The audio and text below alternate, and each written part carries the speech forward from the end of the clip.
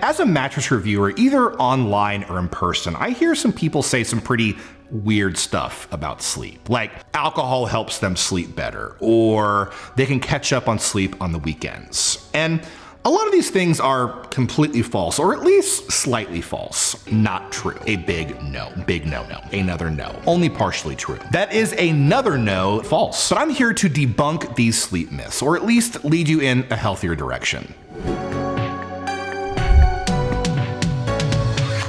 The first one I hear quite a bit, and that is, hey, I didn't get great sleep this week, I wasn't sleeping as much, but I'm gonna catch up on sleep this weekend. And I definitely subscribe to this for a very long time. But this is mostly not true. And that's because when you're not sleeping as much during the week, you are accruing what's called sleep debt. And that is the difference between the sleep you should be getting and the actual sleep that you are getting. Now, if you do have sleep debt after a week of poor sleep, experts recommend going to bed a little bit earlier or taking well-timed naps. You can also sleep a little bit later. However, experts also say that just sleeping more over the weekend doesn't immediately make up for that lost sleep during the week. And eliminating that sleep debt can take more than 2 days. And if you're really not sleeping on a regular basis, this is going past sleep debt into sleep deprivation.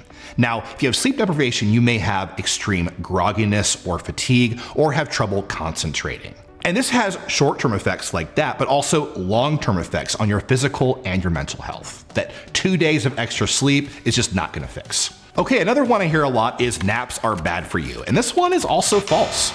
Naps can help with performance, reduce grogginess, and help improve focus. But don't just go napping away, you've got to do it right. If you feel like you need the rest, try a 10 to 20 minute power nap. This gives you an energy boost and you won't be waking up feeling groggy. Or if you need more, try to go for 90 minutes. This takes you through a whole sleep cycle. Again, this prevents you from waking up feeling groggy. Just note, if you need to nap all the time, it might be that you're not getting good sleep at night. I experienced this personally with sleep apnea, and if you have regular fatigue, it's definitely worth talking to a doctor about. Another one I hear is I hit the snooze button in the morning and that helps me get more sleep. And yeah, this is another no. I get it, this one is super tempting. I used to work retail and I would hit that button at least 30 times because I didn't want to get up and go to that absolutely terrible job. It's just really not that good for you. Hitting your snooze button fragments your sleep. You may actually wake up feeling groggier than if you just woke up with the first alarm. But it's not always horrible to hit it once or twice, and it's more about how you feel during the rest of the day. The next big sleep myth is snoring is harmless, and I speak from experience, no, it is not. For a long time, I snored like a log, and friends and partners said it sounded like I was dying in my sleep. Turns out, I wasn't just snoring, it was sleep apnea. Now, when you have sleep apnea, you stop breathing in your sleep, and this wakes you up. You're not getting good, deep, healthy sleep, and it can have big effects on your heart and your mental health. And you're pretty much tired all the time. So if your partner or your friend is telling you that you are snoring profusely during the night, it is definitely worth getting checked out for sleep apnea. I do not regret it in the least, because personally, I sleep a whole lot better with my CPAP. The next sleep myth, I guess, is you need to get exactly 8 hours of sleep per night. And this one is partially true.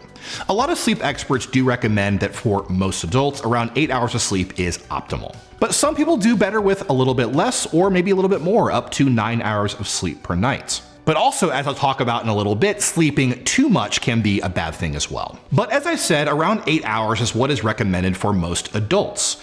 Babies and children need a lot more sleep, and teens need between 8 and 10 hours. And as you get older, you still need between 7 and 9 hours of sleep, even if it does become more difficult to get that much sleep. So the next one is alcohol helps me sleep better. And this one is a big no. Now, at first, it may seem like alcohol is helping you fall asleep faster, and yeah, it kind of does. But how good is the quality of that sleep you're getting? It's not great. Alcohol disrupts deep sleep and REM sleep.